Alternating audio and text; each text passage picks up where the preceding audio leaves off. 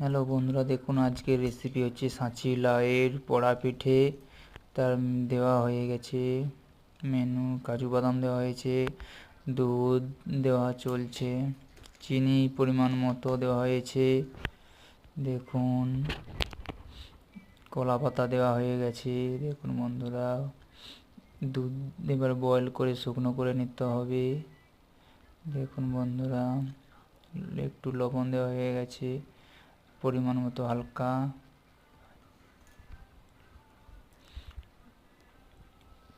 তারপরে দেখুন কলা পাতা দেওয়া হয়ে গেছে, তারপরে একটু গরম করে দেওয়া হয়েছে, রেডি হয়ে গেছে। দেখুন কত সুন্দর কোয়ালিটি সাঁচি লাউয়ের পোড়া পিঠা,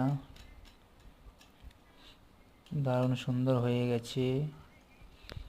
পিস কাটা চলছে, কত সুন্দর দেখুন, কোয়ালিটি সুন্দর হয়ে গেছে একদম, খেতে গুড।